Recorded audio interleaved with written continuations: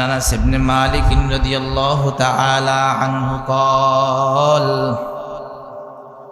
قدم النبي المدينة ولهم يومان আল্লাহর পয়গম্বর বলেন, আনাস ইবনে মালিক রাদিয়াল্লাহু তাআলা আনহু বলেন, আল্লাহর পয়গম্বর যখন মদিনায় আগমন করলেন, ওয়ালাহুম ইয়াউমান, মদিনায় গিয়ে দেখলেন তারা দুইটা দিন ইয়ালআবুনা ফীহিমা, দুইটা দিন তাদের ভিতরে নির্দিষ্ট করা আছে, এই দুই দিনে তারা খেলাধুলা করে। ফাকালা মা হাদানিল ইয়াউমান, আল্লাহর পয়গম্বর বললেন, এই দুই দিন কিসের? এই দুই দিনে তোমরা কেন আনন্দ করো? ক্বালু কুন্না নালআবু ফীহিমা ফিল জাহিলিয়া। পয়গম্বর আরবি সাল্লাল্লাহু আলাইহি ওয়াসাল্লামকে উত্তর দেওয়া হলো, জাহিলিয়াতের যুগে আমরা এই দুই দিনে খেলাধুলা করতাম, আনন্দ করতাম, এই জন্য এই দুই দিন আমাদের কাছে ঈদের দিন, আনন্দের দিন। فقال رسول الله صلى الله عليه وسلم إن الله قد أبدلكم بهما خيرا منهما। আল্লাহর পয়গম্বর বললেন, আমার আল্লাহ এই দুই দিনের পরিবর্তে তোমাদেরকে এর চাইতে উত্তম দামি আরো দুইটা দিন দান করেছেন। সুবহানাল্লাহ। এক নাম্বার হচ্ছে ইয়াউমাল আযহা, দুই নাম্বার হচ্ছে ইয়াউমাল ফিতর। এ মুসলমানেরা, তোমরা জাহিলিয়াতের যুগের আনন্দের সাথে সম্পৃক্ত হতে পারো না, কারণ তোমরা মুসলমান। আল্লাহর দেওয়া বিধান তোমরা মেনে নিবা, আল্লাহর হুকুম আহকাম তোমরা মেনে নিবা। এই জন্য আমার আল্লাহ এই দুই দিনের চেয়ে উত্তম দুইটা দিন আল্লাহ দান করেছেন মুসলমানদের জন্য। একটা হলো ঈদুল আযহা, একটা হলো ঈদুল ফিতর। সুবহানাল্লাহ পড়ে। আল্লাহ তাআলা চান না যেন আমরা কোনো আমলের মাধ্যমে গুমরা হয়ে যায়। আল্লাহ চান যে বান্দা প্রত্যেকটা জিনিস যেন আমি আল্লাহ তাআলার হুকুম মেনেই চলে, আমি আল্লাহ তাআলার হুকুম আহকামগুলো মেনেই যেন বান্দার সামনে অগ্রসর হয়। প্রিয় ভাইরা আমার, এই জন্য ঈদের এত গুরুত্ব। এই ঈদ অনেকে আছে ঈদের নামাজ না পড়েও ঘোরাফেরা করে, মানে সে মুসলমানদের একটা শাআর, মুসলমানদের একটা নিদর্শন, সে একটা মুসলমান, এই নিদর্শনকে সে উপেক্ষা করছে। আসলে তার কাছে এটার মূল্যবোধ নাই, যার কারণে সেটা থেকে অনেক দূরে। এই বিষয়ে নিয়ে একটু কথা বলবো। এই ঈদের নামাজ হচ্ছে আমাদের জন্য ওয়াজিব। ঈদের নামাজ কি বলেন? ওয়াজিব। ওয়াজিব হওয়ার পরে এটা ইসলামের শিআর। পাঁচ ওয়াক্ত নামাজ ফরজ, দায়িত্ব আমাদের, কিন্তু এটা ওয়াজিব হওয়ার পরও এটা আবার ইসলামের শিআর, এটা আল্লাহকে চিনার নিদর্শন। এখানে আল্লাহকে পাওয়ার জন্য বান্দারা আল্লাহকে পাওয়ার কেন্দ্র করে এখানে একত্রিত হয়, এবং নিজে একটা মুসলমান বাৎসরিক একটা পরিচয়ের বিষয় আছে। কি আশ্চর্য লাগে, একটা হিন্দু বলেন, অন্য ধর্মাবলম্বী বলেন, তারা আপনার 12 মাসে 13 পূজা একটা কথা প্রচলন আছে, করে তারা। আরো বহু পূজা আছে, আরো প্রতিদিন সন্ধ্যাবেলা এবং সকালবেলাও তারা একটা আগুন দিয়া হোক, বাতি দিয়া হোক, কিছু একটা তারা আয়োজন করে, এটাকে তারা ইবাদত মনে করে। কবল বড় মুসলমান, সকালে ঘুম থেকে উঠতে উঠতে এই 10টা, সন্ধ্যাকালে তো খবরও নাই, ব্যস্ততা। কথা কি বুঝতে পারছেন? এই জন্য আমাদের ভিতরে ইসলামের মূল্যবোধটা নষ্ট হয়ে যাওয়ার কারণে আমরা দিন থেকে অনেক দূরে সরে গেছি। তাহলে বলেন, এই যে ঈদুল ফিতরের নামাজ, এটা ওয়াজিব নামাজ। কি নামাজ বলেন? ওয়াজিব নামাজ। قال رسول الله صلى الله عليه وسلم, আল্লাহর নবীর সাহাবী বলেন, قد أمرنا رسول الله صلى الله عليه وسلم بالخروج فيها। আল্লাহর পয়গম্বর আমাদেরকে ঈদের নামাজের সময় ঘর থেকে বের হয়ে মুসাল্লায় ঈদের নামাজে শরীক হওয়ার জন্য আমাদেরকে আদেশ করতেন। আমার না, আমাদেরকে আদেশ করতেন। আল্লাহর নবী আদেশ করতেন, বের হও, বের হও, মুসাল্লায় বের হও, তোমরা নামাজের জন্য বের হও, ঈদের নামাজের জন্য বের হও। আজকে তোমাদের সাথে এমন এমন মানুষের পরিচয় হবে, এমন এমন লোকের দেখা হবে যার সাথে তুমি দীর্ঘ 1 বছর দেখা হয় নাই, 3 মাস দেখা হয় নাই, 2 মাস দেখা হয় নাই। এভাবে তুমি ঈদের নামাজে যাও, তোমার মূল্যবোধ ঠিক থাকবে, ইসলামী মূল্যবোধ ঠিক থাকবে, নিজেকে মুসলমান হিসেবে পরিচয় দেওয়াটাও তোমার জন্য সহজ হয়ে যাবে। বের হয়ে যাও, তাড়াতাড়ি বের হও। এমন কিন্তু পুরুষকে না শুধু, এরপরে আল্লাহর নবী শুরু জামানায়, ইসলামের প্রথম জামানায় আল্লাহ নবী ঈদের নামাজকে এত গুরুত্ব দিয়েছেন, হাত্তাল হাইয়্যিজা ইয়াখরুজনা। আল্লাহর পয়গম্বরের আদেশ শুনিয়া হায়েজওয়ালা নারীরা, ঋতুবতী নারীরাও ঈদের নামাজে যাওয়ার জন্য প্রস্তুতি গ্রহণ করত। সুবহানাল্লাহ কন। আল্লাহ নবী বলতেন তোমরাও বের হও, তবে তোমরা নামাজে যাও না, নামাজে শরীক হও না, কিন্তু মুসলমানরা দোয়া করবে এবং এই যে ঈদে যাওয়ার যে একটা আনন্দ, এটা থেকে তোমরা মারুম হও না। এরপর আল্লাহ নবী বলেন ফায়াশহাদনাল খায়রা, কল্যাণকর জায়গায় তোমরা অংশগ্রহণ করো। দাওয়াতুল মুসলিমিন, মুসলমানদের দাওয়াতের ভিতরে তোমরা অংশগ্রহণ করো। ওয়াতাজিন্নাল মুসাল্লা, এবং মুসল্লা থেকে তোমরা দূরে থাকো, নামাজের স্থান থেকে তোমরা দূরে থাকো। না পা তোমরা সেখানে যেতে পারবে না, তারপরেও তোমরা ঘর থেকে বের হও। এটা ইসলামের শুরু জামানায় ছিল। সবেমাত্র ইসলামটা আসতেছে, এই সময় বেশি নিষেধাজ্ঞা দিলে মানুষ ইসলাম গ্রহণ করতে চাবে না। এই জন্য নবী করিম সাল্লাল্লাহু আলাইহি ওয়াসাল্লাম বলতে তোমরাও ঈদের নামাজের জন্য বের হয়ে যাও। এটা বুখারী মুসলিম শরীফের হাদিস। বিবাহের আমার এই নামাজের কত গুরুত্ব। আর আজ কিছু মুসলমানের সন্তানেরা রাস্তাঘাটে ঘোরাফেরা করবে, এরা নামাজও পড়বে না, রোজাও রাখে না, নামাজও পড়বে না, ঈদের নামাজ। আর সবচেয়ে বেশি আনন্দ এখন কিন্তু তারাই করবে। পটকাবাজি থেকে শুরু করে, আতশবাজি থেকে শুরু করে, বিভিন্ন বোম টোম ফুটে টোটে আনন্দ করবে। কথা কি বুঝতে পারছেন? বাইক দিয়ে বন্ধু বান্ধব নিয়ে একসাথে বের হবে। কি আশ্চর্য বিষয়! আজকে মুসলমানরা কোথায়? মুসলমানদের আদর্শ কোথায়? এজন্য একজন কবি বলেন রাহা গাই রসমে হাজারু হে বেলালি না রাহি, ফলসফা রাহ গাই তালকিন গজালি না রাহি। রাহা গাই রসমে হাজা, রাহা গাই রসমে হাজারু হে বেলালি না রাহি, ফলসফা রাহ গাই তালকিন গজালি না রাহি, ফলসফা রাহ গাই তালকিন গজালি না রহি রহি। মানে আজান দেওয়ার তো প্রথা আছে, বেলালের সে আজানের সেই মধুময় সে আজান নাই। আমরা ঈদ পালন করি তো নিজের মতো করে পালন করি। আমাদের সন্তানগুলোকে আমরা ঈদের কথা বলতে চাই না।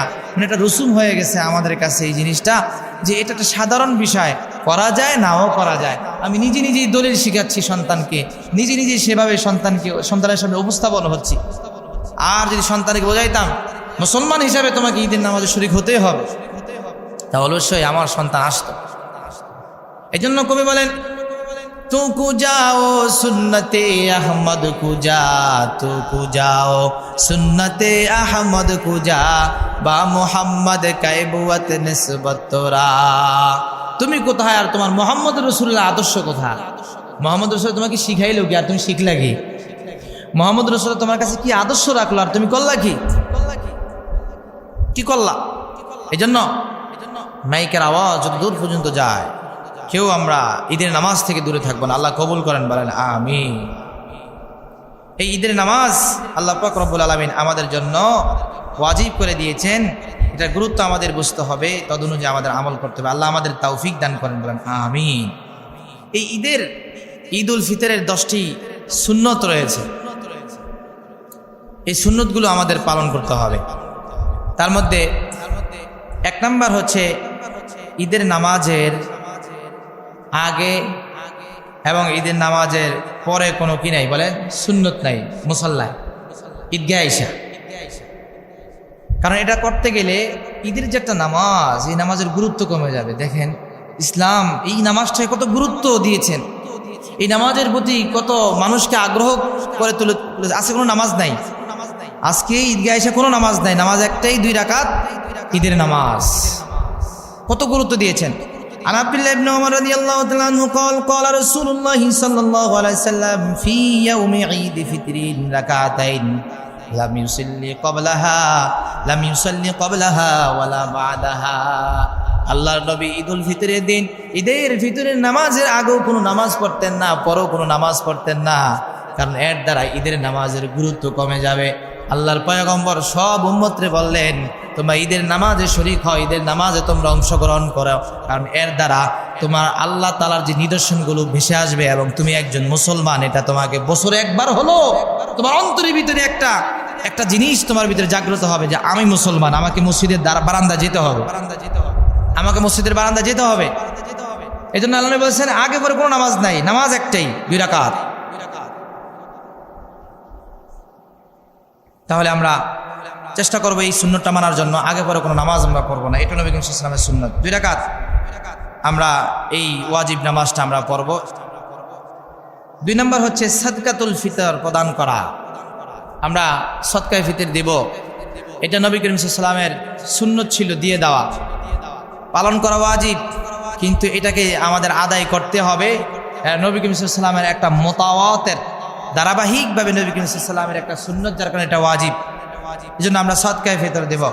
নবী করিম সাল্লাল্লাহু আলাইহি ওয়াসাল্লাম বলেন, আন ইবনে আব্বাস রাদিয়াল্লাহু তাআলা আনহু ক্বালা রাসূলুল্লাহ সাল্লাল্লাহু আলাইহি ওয়াসাল্লাম ফারাদা রাসূলুল্লাহ সাল্লাল্লাহু আলাইহি ওয়াসাল্লাম যাকাতাল ফিতরি তুহরাতুন লিস-সাইমি মিনাল লাগবি ওয়ার রাফাস। আল্লাহর পয়গম্বর যাকাতুল ফিতর অর্থাৎ ফিতিরকে আল্লাহর নবী ওয়াজিব করেছেন তুহরাতুল লিস-সাইম, রোজাদারকে পবিত্র করার জন্য, মিনাল লাগবি ওয়ার রাফাস, রোজা রেখে রেখে বান্দা যে অপরাধগুলো করেছে, ফাহেসা কথা বলেছে এবং ফাহেসা কাজগুলো করেছে, রোজার ভিতরে তার কিছু ক্ষতি সাধন হয়েছে। আল্লাহ নবী বলেন, তুমি সাদকাতুল ফিতর আদায় করে দাও, তোমার রোজার ক্ষতিগুলো আল্লাহ তাআলা দূর করে দিবেন। সুবহানাল্লাহ। ওয়া তু'মাতুল লিল মাসাকিন, এবং মিসকিনদের জন্য একটা খাবারের সুযোগ হবে। আল্লাহ চান যে ঈদের আনন্দ ধনী গরিব সবাই সমানভাবে পালন করুক। হ্যাঁ, আপনার কাছে আমার কাছে 500 টাকার নোট কিছুই না, মোবাইলের ভিতরে ভরি আমরা 1000 টাকা আমরা রিচার্জ করতে পারি। তাই বুঝলেন যে একটা গরিবের কাছে 100 টাকা কিন্তু নোট অনেক কিছু, তার জন্য অনেক বড় পাওয়া। এজন্য গরিবকে ঈদের দিনে আমরা সদকাতুল ফিতর দেবো। রাজি আছি ইনশাআল্লাহ? আর এমনি সাধারণ দান তো আমরা করবোই। 3 নাম্বার হচ্ছে ঈদের দিনে সুগন্ধি ব্যবহার করা। সুগন্ধি ব্যবহার করতে হবে, বলে যে করি তো, তারপরও সুন্নত হিসাবে মনে করে করতে হবে, তখন সওয়াব পাওয়া যাবে। অর্থাৎ নিয়তের উপরে সব কিছু। এই জন্য আমরা সুগন্ধি, আর এগুলো বলার উদ্দেশ্য হচ্ছে ঈদের আগেও বলার দরকার ছিল, কিন্তু কথা হলো ঈদের আগে বললে আমরা বাঙালি মুসলমান, আমরা আমল করতে চাই না। ঈদের দিন আসতে যাও, এই ঈদে শুনলাম, আগামী ঈদে আমরা পালন করবো, ঠিক ঠিক না? এই দিনে এই ঈদে আমরা শুনি, শ্রবণ করি, সুগন্ধি ব্যবহার করবো। আয়েশা রাদিয়াল্লাহু তাআলা আনহা ক্বালাত কানা রাসূলুল্লাহ সাল্লাল্লাহু আলাইহি ওয়াসাল্লাম ইউহিব্বুত তাইয়্যিব অথবা তিবা, আল্লাহর নবী সুগন্ধিকে পছন্দ করতেন, মহব্বত করতেন। এমনকি আল্লাহ নবী যদি কারোর সাথে মুসাফা করতো, তো আল্লাহ নবী সাল্লাল্লাহু আলাইহি ওয়াসাল্লাম মুসাফা করার সাথে সাথে ওই ব্যক্তির হাত থেকে ঘ্রাণ বের হইতো। সুবহানাল্লাহ। নবী সাল্লাল্লাহু সুগন্ধিকে এত পছন্দ করতেন। আর এগুলো আম্বিয়াদের দায়মি যে সুন্নতগুলো আছে, তার মধ্যে একটা হচ্ছে সুগন্ধি ব্যবহার করা। আমরা সুগন্ধি ব্যবহার করার চেষ্টা করবো। আর সুগন্ধি ব্যবহার করলে এটা মস্তিষ্কের জন্য এটা উপকার হয়, ভালো জিনিস, ভালো ঘ্রাণ, মস্তিষ্কের জন্য উপকার। আমরা ব্যবহার করার চেষ্টা করবো ইনশাআল্লাহ। ঈদের দিনে নতুন পোশাক পরিধান করা, আমরা তো নতুন পোশাক পরি, যারা গরিব আছে তাদের দিকে আমরা খেয়াল রাখবো। হাদিসের মধ্যে আসছে, আর নতুন দ্বারা উদ্দেশ্য শুধু এটা না যে আমাকে নতুন বানাতে হবে, পুরান কোনো জিনিস পরিষ্কার পরিচ্ছন্ন হলো এর দ্বারা সুন্নত আদায় হয়ে যাবে। আনাস ইবনে মালিক রাদিয়াল্লাহু তাআলা আনহু ক্বালা রাসূলুল্লাহ সাল্লাল্লাহু আলাইহি ওয়াসাল্লাম কানা an-নাবিয়্যু সাল্লাল্লাহু আলাইহি ওয়াসাল্লাম ইয়ালবাসু ফিল ঈদাইনি আফদালু সিয়াবি, আল্লাহ নবী সাল্লাল্লাহু আলাইহি ওয়াসাল্লাম ঈদের দিনে তার সর্বোচ্চ উত্তম দামি কাপড়গুলো তিনি পরিধান করতেন। নতুন জামার কথা বলা নেই হাদিসের ভিতরে, আমরা বলি যে নতুন নতুন, আসল বিষয়টা নতুন বলা নেই হাদিসের ভিতরে। আফজালু সিয়াবি, আল্লাহ নবী উত্তম পোশাকগুলোর মধ্যে থেকে যেটা বেশি ভালো উত্তম সেটা পরতেন। আমরা বলি নতুন নতুন, তো নতুন বললে কিন্তু নবীর গরিবরাও তো নবীর উম্মত, হ্যাঁ, তাহলে তো নবী গরিবদেরকে ফেলে দিল। না না, নবী গরিবদেরকে ভালোবাসেন।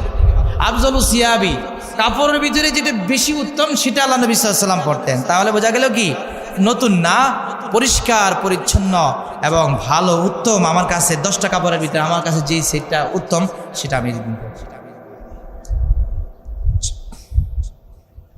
5 নাম্বার হচ্ছে ঈদের দিনে তাড়াতাড়ি বের হওয়া। হ্যাঁ হ্যাঁ, আমি তো আপনার 7টা বাজেই বসে গেছি, আলহামদুলিল্লাহ আমাদের সামনে কাতারে এসে কয়েকজনকে পাইলাম।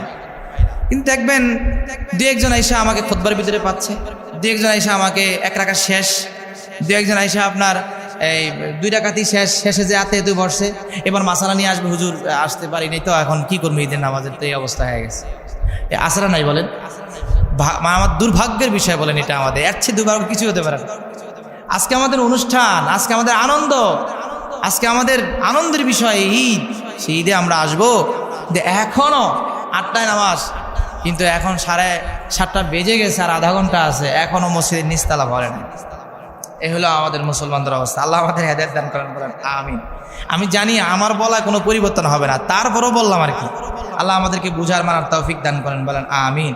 একটা হাদিসও শুনিয়ে দেই, আল্লাহ নবী সাল্লাল্লাহু আলাইহি সাল্লাম তাড়াতাড়ি বের হইতেন। এটার কয়টা উদ্দেশ্য ছিল, তার মধ্যে একটি হচ্ছে আল্লাহ নবী সাল্লাল্লাহু আলাইহি সাল্লাম রাস্তা পরিবর্তন করতেন। রাস্তা পরিবর্তন করে একজনের সাথে দেখা সাক্ষাৎ করতেন, মোলাকাত করতেন, সালাম কুশল বিনিময় করতেন। নবী সাল্লাল্লাহু আলাইহি সাল্লাম এটা আমাদের জন্য বড় সুন্নত। হাদিসের মধ্যে আসছে জাবের রাদিয়াল্লাহু আনহু থেকে বর্ণিত, তিনি বলেন কানা নবী সাল্লাল্লাহু আলাইহি ওয়াসাল্লাম ইযা কানা ইয়াউমা ঈদিন খালাফাত তরিক। আল্লাহর নবী যখন ঈদের দিন আসতেন, আল্লাহর নবী রাস্তা পরিবর্তন করতেন। এক রাস্তা দিয়ে ঈদগাহে আসতেন আর অপর রাস্তা দিয়ে আল্লাহর নবী বাসায় যাইতেন। কারণ এক রাস্তায় আসলে এক রাস্তায় একই বাড়ির মানুষ বের হতে পারে, পরিচিত মানুষ। ভিন্ন রাস্তায় গেলে ভিন্ন মানুষ আসবে, দেখা হবে, সাক্ষাৎ হবে, মোলাকাত হবে, কথা হবে, সালাম বিনিময় হবে, বেশি সওয়াব পাওয়া যাবে। এই জন্য আমরা তাড়াতাড়ি বের হয়ে রাস্তা পরিবর্তন করব, রাস্তা দিয়ে একটু ঘোরাঘুরি করে আমরা মসজিদে চলে আসবো এবং মসজিদ থেকে বের হয়ে আমরা রাস্তা পরিবর্তন করে আমরা যাবো। রাজি আছি ইনশাআল্লাহ? আল্লাহ মানার এবং আমল করার তৌফিক দান করবেন, আমিন।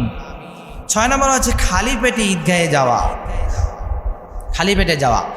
عن جابر بن عبد الله رضي الله عنه قال كان رسول الله صلى الله عليه وسلم لا يطعم حتى يصلي عيد الفطر।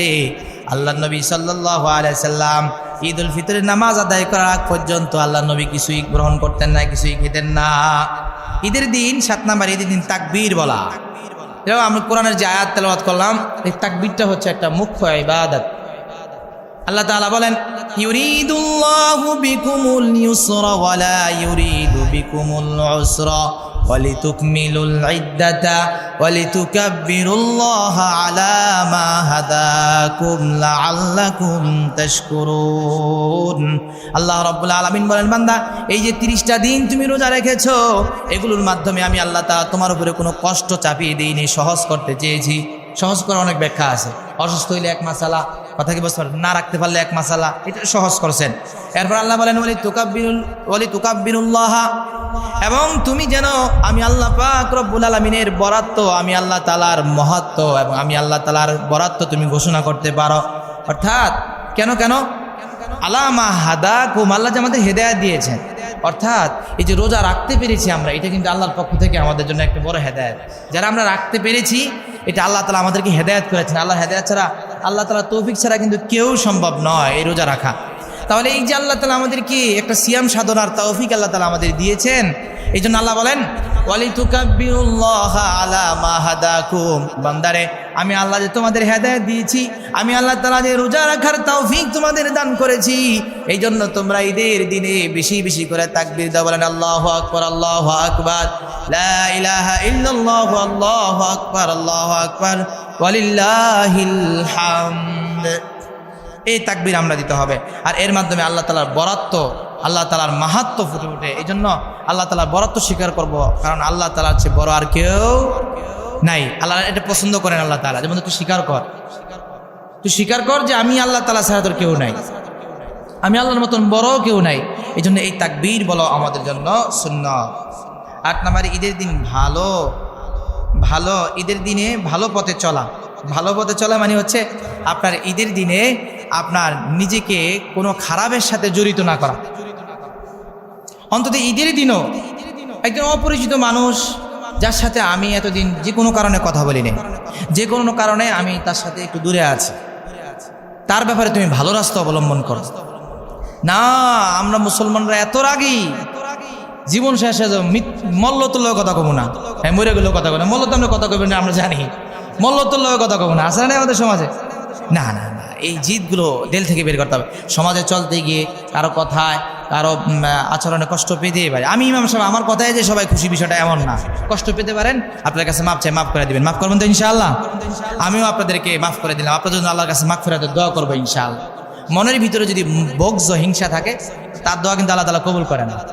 আমরা যতটুকু বলি ইসলামের জন্য বলি, আল্লাহ আমাদের মানার তৌফিক দান করেন, বলেন আমিন। 9 নম্বরে ঈদের দিন নামাজের পূর্বে কিছু না খাওয়া, এটা তো বললাম, নামাজের পূর্বে কিছু না খাওয়া। 10 নম্বরে ঈদুল ফিতরের দিন আল্লাহর কাছে দোয়া করা। আল্লাহ পাক রব্বুল আলামিন বলেন ওয়ালিতুকাব্বিরুল্লাহ আলা মা হাদাকুম ওয়া লাআল্লাকুম তাশকুরুন। এরপরে বলেন ওয়াইদা সালাকা ইবাদি আন্নি ফাইন্নী করিব। ও পয়গম্বর, এই আয়াতের পরে আল্লাহ তাআলা বলেন ওয়াইদা সালাকা ইবাদি আন্নি ফাইন্নী করিব।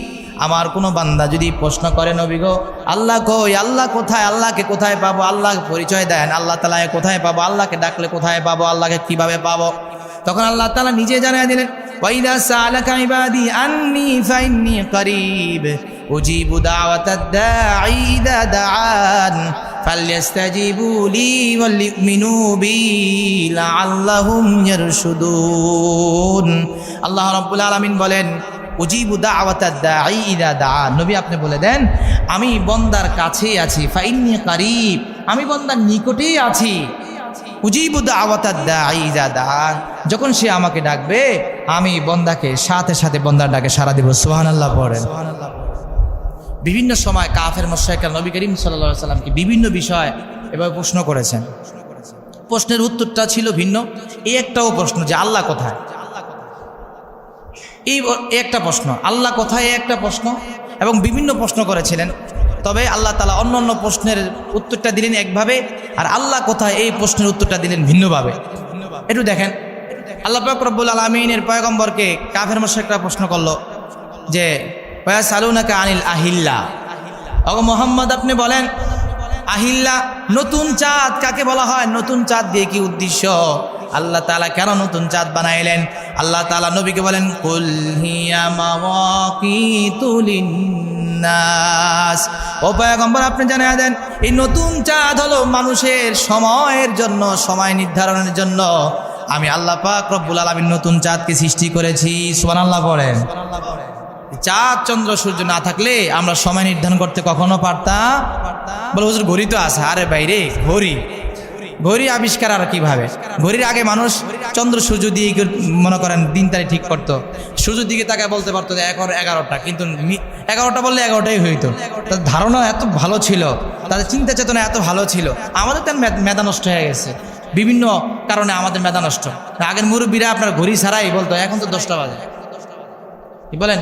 আপনার দাদা যারা ছিল, এখন যারা আপনার 70 বছর বয়সে আছেন, আপনার দাদার অবস্থাটা কি ছিল, বা আপনার বাবাও মনে করেন, আমি আমার নানাকেও দেখেছি সেই ঘড়ি ছাড়াও বলতে পারতো যে এখন 11টা বাজে। হ্যাঁ, তাহলে আপনার দাদা যুক্ত আরও করুন, সেই তো ঘড়ি ছিল না, বা থাকলো দাদা এটাকে মানে অ্যাবাউট করতো, এরা আসমানের দিকে তাকে বলতো যে এখন জোহরের সময় হয়ে গেছে। কি এরকম ছিল না?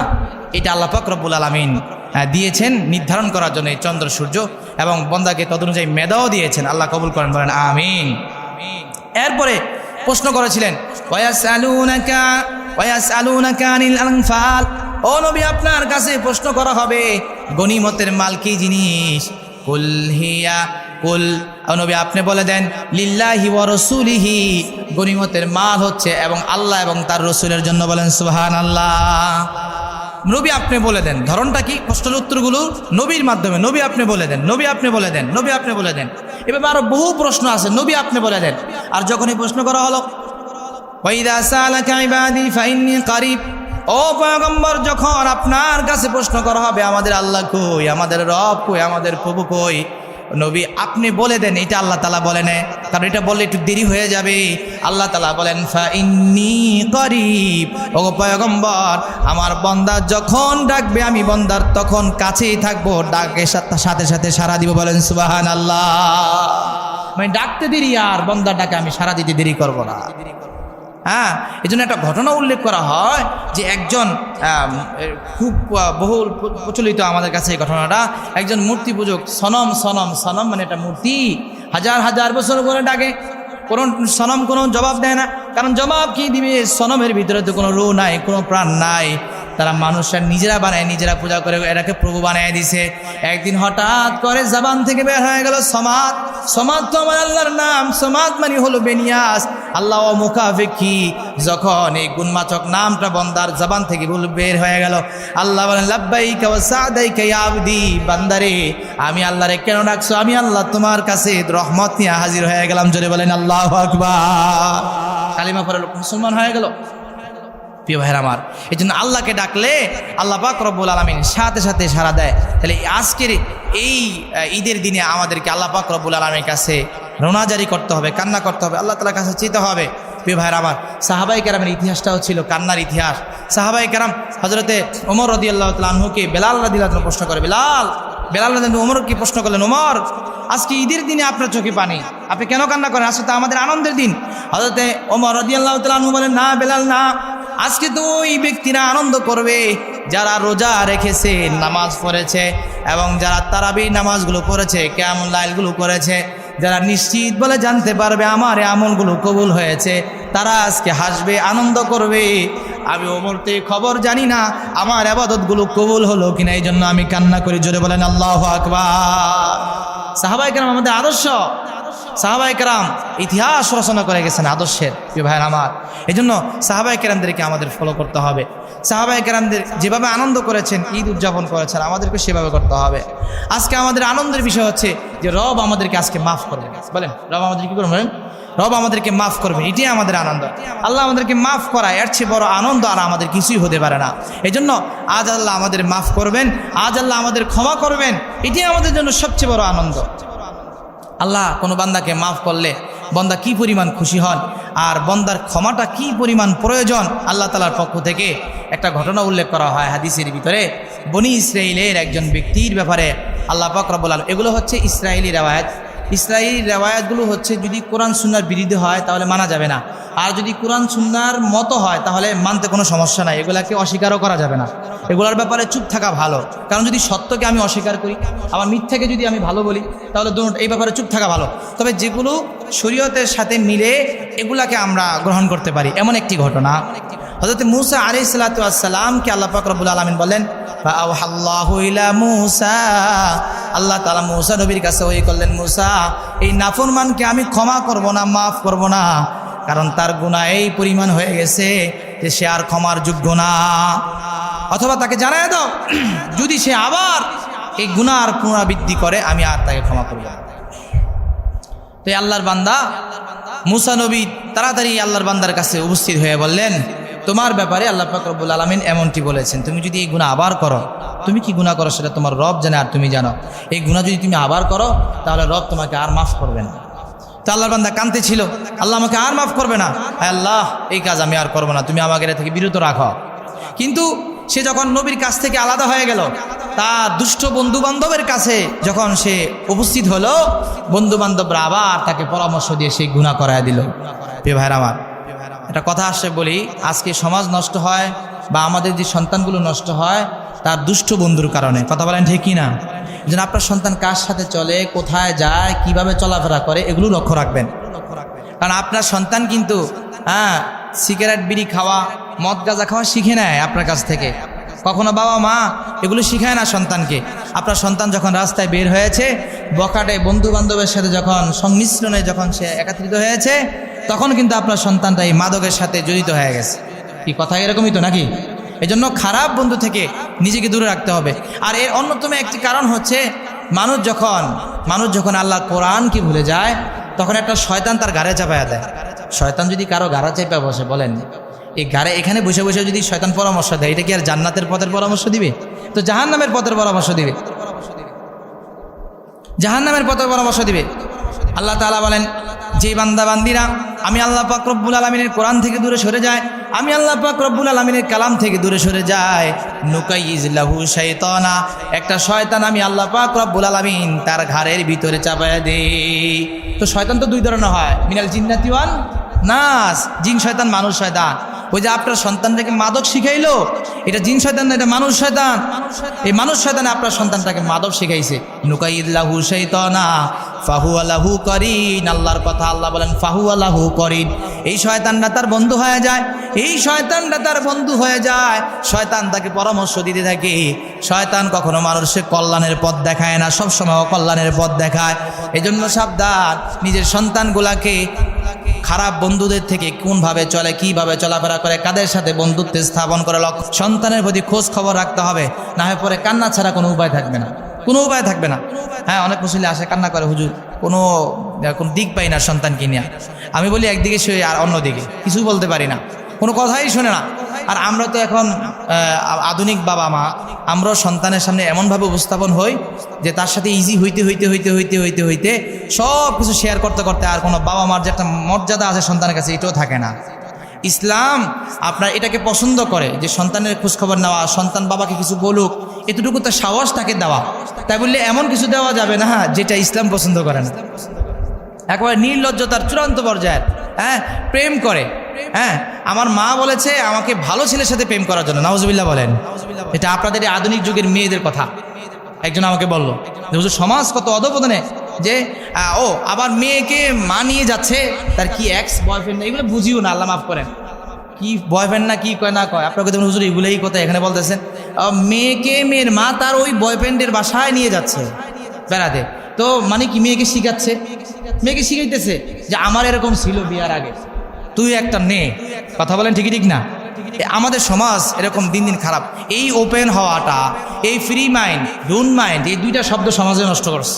ফ্রি মাইন্ড আর ডোন্ট মাইন্ড, এই দুই শব্দ থেকে আমাদেরকে বেঁচে আসতে হবে, বেঁচে আসতে হবে। না না, শরম পালে যদি বলতে পারেন আব্বু আমি বিবাহ করব, এটা কয় ঠিক আছে না, প্রেমের কথা না। কারণ সাহাবায়ে কেরামের ভিতরে একটা আদর্শ ছিল, কারো আপনার মেয়ে পছন্দ হয়েছে ঘুরে ফিরে না বইলা সরাসরি আব্বাকে বলতো, মেয়ে মাকে বলতো, হ্যাঁ মা আমার বিবাহের, কারণ এটা ইসলাম পছন্দ করে, তার বিবাহের যখন উপযুক্ত হয়। এখন আমরা বিবাহ করাকে শরমের জায়গায় নিয়ে গেছি, আর প্রেম প্রীতি করাকে এটাকে আমরা জায়েজের পর্যায়ে নিয়ে আসছি। কারণ সন্তানকে নিজের পায়ে দাঁড়াতে হবে, দাঁড়াইতে দাঁড়াইতে ওর নিজের পায়ে শেষ করে ফেলছে, আর দাঁড়ানোর সুযোগই নেই। প্রিয় ভাইয়ের আমার, আল্লাহ তাআলা আমাদেরকে বুঝার, ইসলাম মানার তৌফিক দান করেন, বলেন আমিন। এই জন্য আল্লাহ পাক রব্বুল আলামিন ওই ব্যক্তিকে মাফ করবেন না যারা ইসলামকে বৃদ্ধাঙ্গুল দেখায়। আমরা ইসলামকে বৃদ্ধাঙ্গুল দেখাই, আমাদের কোনো ক্ষমা নাই, আমাদের কোনো আল্লাহ তাআলার কাছে স্থান নাই। এই জন্য ইসলাম যতটুকু পারি মানার চেষ্টা করব, কান্নাকাটি করার চেষ্টা করব। আস্তে আস্তে আস্তে আস্তে আস্তে দেখবেন যে আমি ইসলামের উপরে চলতেছি, চলার শক্তি আল্লাহ তাআলা আমাকে দিয়ে দিচ্ছেন। আল্লাহ কবুল করেন, বলেন আমিন। এই যুবকটাকে বলল মুসা নবী, তোমাকে আল্লাহ আর ক্ষমা করবে না, তোমাকে আল্লাহ মাফ করবে না, তুমি যদি আর খারাপ কাজের ভিতরে যাও। এই ব্যক্তি বন্ধু বান্ধবের ফাঁদে পড়ে আবার সেই গুনাহটা করে ফেললো। ফাআওহাল্লাহু ইলা মূসা, আল্লাহ তাআলা মূসা নবীর কাছে আবার ওহী প্রেরণ করলেন, মূসা এই বান্দারে বলে দাও কখনোই আমি আল্লাহ পাক রব্বুল আলামিন এই বান্দারে আর মাফ করব না। এই বান্দার কাছে গিয়ে যখন মূসা নবী বলল তোমাকে রব আর ক্ষমা করবে না, এই আল্লাহর বান্দা কান্না করতে শুরু করলো। আল্লাহর বান্দা চোখের পানি ফেলে কান্না করে, আল্লাহ আমি যত বড় গুনাহগার হই না কেন, আমার গুনার চাইতেও তোমার ক্ষমা হাজার লক্ষ কোটি কোটি গুণে আল্লাহ বড়, তুমি আমাকে মাফ করে দাও, তুমি আমাকে ক্ষমা করে দাও। বান্দা এভাবে আল্লাহর কাছে ক্ষমা চায়, আল্লাহ মূসা নবীর মাধ্যমে ওহী পাঠিয়ে দেন, না না তোরে আমি মাফ করবো না, তোরে আমি ক্ষমা করবো না। এক পর্যায়ে মূসা নবী সেখান থেকে দূরে সরে যায়, কারণ কোনো বান্দাকে যদি আল্লাহ মাফ না করে তার গুনাহের কারণে গজব আসতে পারে, আল্লাহ শাস্তি আসতে পারে। মূসা নবী তার থেকে দূরে সরে গেলেন। মূসা নবী যখন ওই বান্দা থেকে দূরে সরে যায়, ওই বান্দা আরও কান্না শুরু করে। নবীরা উম্মতের কাছ থেকে সরে যাওয়া মানে হলো আল্লাহর গজব নাজিল হয়ে যাবে। আয় আল্লাহ, এখন বুঝি আমি তোমার গজবের ভিতরে পড়ে গেলাম, আয় আল্লাহ তুমি ছাড়া আমার কেউ না, তুমি আমাকে মাফ করে দাও। আর বান্দার ভিতরে বিশ্বাস চলে আসছে যে কোনো মূল্যে আমি রবের কাছ থেকে ক্ষমা আমাকে নিতেই হবে। এই আল্লাহর বান্দা ফাখরাজা ইলা সাহরা, একটা মরুভূমির ভিতরে গিয়ে নিজেকে উপস্থাপন করলো, মরুভূমির বালির উপরে শুয়ে পড়লো, বাড়ির ভিতরে শুয়ে পড়ে কান্নাকাটি করে, আল্লাহ গড়াগড়ি করে হাউ মাউ করে কান্না করে শিশু বাচ্চার মতন, আল্লাহ তুমি যদি আমাকে মাফ না করো, তুমি ছাড়া আমার কোনো বাঁচার গতি নাই। কথা বলেন ঠিক কিনা? আয় আল্লাহ, তোমার সেই ভয়ঙ্কর শাস্তি আমি কিভাবে সহ্য করব, তুমি যদি আমাকে মাফ না করো। আয় আল্লাহ তুমি আমাকে ক্ষমা করে দাও, মাফ করে দাও। এইভাবে যখন বান্দা কান্নাকাটি করতেছে, ফাআওহাল্লাহু ইলা মূসা, মূসার কাছে আল্লাহ তাআলা আবার ওহী পাঠিয়ে দিলেন, মূসা এই বান্দাকে খবর জানায় দাও। এই বান্দাকে এত শতবার না বলার পরও যেহেতু আমি আল্লাহর দরবারটা ছাড়ে নাই, বান্দার ভিতরে একটা বিশ্বাস কাজ করেছে যে আমি আল্লাহ পাক রব্বুল আলামিন বড়, আমি নিজে ক্ষমা করতে পারি। যাও মূসা যাও, এই বান্দার জিন্দেগির সব গুনাহ খাতা আমি মাফ করে দিলাম। জোরে বলেন আল্লাহু আকবার। এই জন্য আল্লাহ বলেছেন লা তাকনাতু মির রাহমাতিল্লাহ, বান্দা আমার রহমত থেকে তোমরা নৈরাশ হও না, আমার রহমত থেকে তোমরা দূরে সরে যেও না। যত অপরাধ করো না কেন আমি আল্লাহ তোমাকে ক্ষমা করার যোগ্যতা রাখি বলেই তো আমি আল্লাহ গফুর, আমি আল্লাহ গফুর, আমি আল্লাহ সবচেয়ে বড় ক্ষমাশীল, দয়াশীল। এই জন্য প্রিয় ভাইয়ের আমার, আজকে একটু কান্না করবেন, আল্লাহ তাআলার কাছে চাবেন, মাফ চাবেন, ক্ষমা চাবেন। আল্লাহ তাআলার কাছে চাইলে আল্লাহ পাক রব্বুল আলামিন মাফ করবেন। বলেন তো হাসরের ময়দানে যদি আল্লাহ পাক রব্বুল আলামিন আমরা যদি পাপের চেহারা নিয়ে দাঁড়াই, এই মজলিসের মধ্যে যদি একজনকে বলা হয় আপনি এখান থেকে উঠে যান, আপনার কারণে, আপনার পাপের কারণে এই মজলিসের সুনাম নষ্ট হচ্ছে, আপনি সবচেয়ে বড় লাঞ্ছিত এবং লজ্জিত হবেন এখানে। কথা বলেন ঠিক কিনা? আর হাসরের ময়দান সব মানুষের সামনে আল্লাহ তাআলা বলবেন ওয়ামতাজুল ইয়াওমা আইয়ুহাল মুজরিমুন, এ গুনাহগারের দলেরা আজ মুমিনদের থেকে আলাদা হয়ে যাও, গুনাহগাররা এক পাশে চলে যাও, গুনাহগাররা আলাদা হয়ে যাবে আর বলবে আল্লাহ তুমি শাস্তি দিবা জানতাম, কিন্তু এইভাবে মানুষের সামনে অপমান করবো আল্লাহ এটা তো জানতাম না, অনুধাবন ছিল না। আয় আল্লাহ এই কষ্ট আমরা সহ্য করতে পারছি না, লাঞ্ছনা আমরা সহ্য করতে পারছি না। তখন বান্দা বৃদ্ধা আঙ্গুল কামড়াতে কামড়াতে এই বাহু পর্যন্ত ছিঁড়ে ফেলবে, টের পাবে না। জোরে বলেন নাউজুবিল্লাহ। ভাইরা আমার, এই জন্য আল্লাহর ক্ষমা আমাদের প্রয়োজন। আল্লাহর ক্ষমা ছাড়া আমাদের কোনো গতি নাই, আমাদের কোনো পথ নাই। ক্ষমার কথাটা কেন বলি? কারণ হচ্ছে আমরা মানুষ যারা আছি আমরা পাপের সাথে জড়িত, আমরা সবাই পাপের সাথে জড়িত। এই জন্য প্রিয় ভাইয়ের আমার, আমাদের উচিত আল্লাহ পাক রব্বুল আলামিনের কাছে ক্ষমা চাওয়া, আল্লাহ তাআলার কাছে মাপ চাওয়া। কারণ আল্লাহ তাআলা ক্ষমাকে পছন্দ করেন। এর চেয়ে বড় ডিক্লেয়ার কি হতে পারে? আল্লাহর পক্ষ থেকে ঘোষণা, তুমি মাফ করবা আর আমি আল্লাহ তাআলা তোমাকে ক্ষমা করব। কিন্তু বাঙালি তো আবার এদেরকে আবার মনে করেন যে সুযোগ দিলে পুরাটাই নিতে চায়। মনে করে যে আল্লাহ তো সবচেয়ে বড় দয়ালু, আল্লাহ আমি গুনাহ করবো আর আল্লাহ আমারে মাফ করবো। এরকম ধারণা আসতে পারে কি পারে না? আল্লাহর মতন দয়ালু কেউ নাই, আমি গুনাহ করবো আর আল্লাহ আমাকে মাফ করবেন। না না, এরকম কেউ করবো না প্রিয় ভাইরা আমার। কারণ হচ্ছে বিষাক্ত সাপের ছোবলে যেরকম মানুষ মারা যায়, আর এই গুনাহের ছোবলে মানুষের ঈমান মারা যায়। আপনি ওই তওবা করার আর সুযোগ হবে না। অনেক মানুষ আছে কান্নাও করে না, দোয়াও চায় না, মসজিদে আসে না। কেন? এই ব্যক্তি গুনাহ করতে করতে আর একটা আশা, আল্লাহ তো মাফ করবেই। কখনো কান্নাও করে না, আল্লাহর কাছে চায়ও না। এই যে তৌফিক থেকে আপনি দূরে সরে যাবেন না। আমার গুনাহ হয়ে গেছে, তওবা করব, গুনাহ হয়ে গেছে, মাপ চাবো আল্লাহ তাআলার কাছে। এটা করব না বলে আমি ইচ্ছা পোষণ করব, তখন এটা হবে আল্লাহর পক্ষ থেকে ক্ষমা। আর যদি আমি ক্ষমাও চাইলাম, আবার ক্ষমা চাওয়ার পর আবার সেই গুনার ভিতরে যাব, না না, এটা কখন আল্লাহ তাআলা মাফ করবেন না। এভাবে আপনার ঈমানটা নষ্ট হয়ে যাবে। আর ঈমান নষ্ট হয়ে গেলে ক্ষমা চাওয়ার যে একটা শক্তি আপনি অর্জন করেছেন, আল্লাহর কাছে মাপ চাইতে হবে, এই বুঝটা আপনার থেকে দূরে সরে যাবে। আল্লাহ তাআলা আমাদেরকে মানার বোঝার তৌফিক দান করুন, আমিন। এবার আবার ঈদুল ফিতরের নামাজ, যেহেতু ঈদ দুইটা আমাদের, এই দুই নামাজের ভিতরে ফেস লাগাই ফেলি, আমরাও অনেক উল্টাপাল্টা হয়ে যায়। এই জন্য এটা নিয়মটা একটু বলে দিই। 2 রাকাত নামাজ, অতিরিক্ত 6টা তাকবীর আমাদের বলতে হবে, ওয়াজিব এই তাকবীরগুলো আমাদের দিতে হবে। প্রথমে ইমাম সাহেব আল্লাহু আকবার বলে যখন নিয়ত করবেন, আমরা সবাই সানা পড়ব, সবাই পড়বো, ইমাম পড়বে, মুসল্লি পড়বে, সবাই সানা পড়বে। সানা পড়ার পরে এরপরে অতিরিক্ত 3টি তাকবীর দেওয়া হবে। তো প্রথম তাকবীরে তাহারিমা, পরে 3টি, মোট 4টা তাকবীর, 4 তাকবীর। প্রথমে আমরা প্রথম তাকবীরের পরে কিন্তু আমরা এভাবে হাত বাঁধবো। সানার পরে যখন আবার অতিরিক্ত 3 তাকবীর শুরু করব, তখন আমরা প্রত্যেক তাকবীরের সময় হাত ছেড়ে দিব।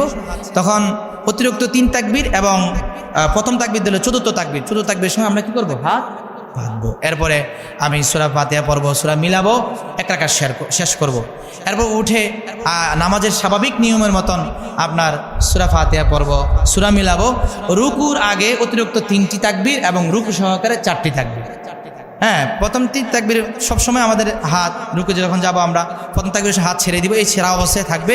4th তাকবীরের সময় আমরা কোথায় চলে যাব বলেন? রুকুতে চলে যাব। এভাবে আমরা নামাজ শেষ করব। মনে থাকবো তো ইনশাআল্লাহ? এবং আমরা চেষ্টা করব ইনশাআল্লাহ এই ঈদের নামাজগুলাতে আমরা একটু সংযম, নিজেদেরকে একটু সকল গুনাহ থেকে বিরত রাখার চেষ্টা করব। এখন অনেকেই আপনার প্ল্যান করে আসছে। অলরেডি এক যুবক আমার কাছে বলছে, হুজুর বন্ধু বান্ধব তো আমাকে একটা তালিকা দিয়েছে, আমরা একটু এক জায়গায় যাব। তো ছেলেটা ভালো, 10 জনের মধ্যে কিন্তু একজন ভালো থাকে, হুজুর যাওয়া যাবে কিনা? আমি বলছি ভাই, ঈদের আনন্দ কিন্তু মানে কি সিনেমা টিনেমা কি বলে এগুলো দেখার জন্য যায়, আমাদের ঈদের আনন্দ সিনেমার দিকে যায়। নাউজুবিল্লাহ বলবেন না মিয়া? একটু খেয়াল রাখবেন সন্তানের প্রতি কোথায় যায়। সন্তানকে বলবেন ভাই ঈদের আনন্দের দিন আজকে বাবা মার সাথে আমরা একসাথে মুসল্লায় যাব, যা একসাথে আমরা মিষ্টি খাবো, একসাথে বাসায় খাওয়া দাওয়া করবো, এটি আমাদের সবচেয়ে বড় আনন্দ। সন্তানকে এইভাবে বুঝাবার চেষ্টা করেন, বাইরে যেন সন্তান যেতে না পারে। এরপরে অনেকে এক মা বিচার দিয়েছেন, ঈদের দিন তো পাশে এক বিল্ডিং থেকে, যে এই পবিত্র ঈদের দিনও সন্তান মার সাথে খারাপ আচরণ করে, মার খোঁজখবর নেয়, হ্যাঁ সে নামাজও পড়ে, মসজিদেও সে আসে। এই নামাজ, এই মসজিদে আসা, আল্লাহ পাক রব্বুল আলামিন নিজের ইবাদতের পরে আল্লাহ পাক রব্বুল আলামিন মা বাবার খেদমত করার জন্য, মানে এটা ধরতে গেলে অন্য ভাষায় ইবাদত, তো ইবাদত তো হবে কার জন্য? আল্লাহর জন্য। এই জন্য আল্লাহ ইবাদতের কথা বলেন নাই, ওয়াকাদা রাব্বুকা আল্লা তা'বুদু ইল্লা ইয়্যা ওয়া বিল ওয়ালিদাইনি ইহসানা। আমি তোমাদেরকে আদেশ করতেছি যে তোমরা তোমাদের মা বাবার সাথে তোমরা সদাচরণ করো, ইহসান করো। ইনসাফ বলেন নাই, ইনসাফ হচ্ছে আপনার সমান সমান ইনসাফ। আল্লাহ মা বাবার বরাবর ইহসান বলছেন, ইহসান ইনসাফের ঊর্ধ্বে। মানে মার একটা শাড়ি লাগে, আমি ইহসান করে মাগো তোমার সেই নিজের শরীরের ভিটামিনগুলো দুধগুলো খাওয়া আমাকে লালন পালন করেছ, তোমার শরীরের সব শক্তিগুলো আমাকে দিয়ে দিছ, আমাকে তুমি এবার লালন পালন করছো। বাবা তোমার মাথার গায়ে পায়ে ফেলে সবসময় আমাদেরকে নিয়ে ভাবছো, যাও তুমি তো একটা পাও, আমি এহসান, আল্লাহ বলছে আমাকে এহসান করতে, এহসানের সুরে আমি তোমাকে দুইটা দিলাম। এহসান করতে হবে আমাদেরকে। আল্লাহ ইনসাফ বলে না, ইনসাফ করলেও চলবে, কিন্তু আল্লাহ তাআলা ইনসাফ দিয়ে শুরু করে না। বান্দা তোর বাপ মা তোর জন্য যে কষ্ট করেছে, এখানে ইনসাফ চলবে না, এখানে এহসান চলবে। বাবা মার সাথে এহসান চলবে। আরে ইনসাফ তো দূরের কথা, বাবা মার খোঁজ খবরও নেয় না, এমন ছেলেপেলেও আছে। এজন্য খুব সাবধান, মা বাবার সাথে কখনো খারাপ আচরণ করা যাবে না। আর বেশিরভাগ নিজের স্ত্রীর কারণে অনেক সময়, এজন্য খুব সাবধান। যারা বউ আছেন, শাশুড়ি শ্বশুর, এদেরকে কখনো কষ্ট দিবেন না। আপনিও কিন্তু এই পাল্লায় পড়বেন, ওই সময় কিন্তু একা হয়ে যাবেন। মান দোহিকা দোহিকা, আপনি একজনের উপরে হাসবেন, আপনার উপরে আরেকজন হাসবে। আপনি একজনের সাথে কিছু করবেন, অনুরূপ আপনার সাথে আরেকজন করবে, এটা দুনিয়ার নিয়ম। এজন্য খুব সাবধান। আমরা চেষ্টা করবো ইনশাআল্লাহ মা বাবার বিষয়টা গুরুত্ব দেওয়ার জন্য। আর ঈদের শিক্ষা কি?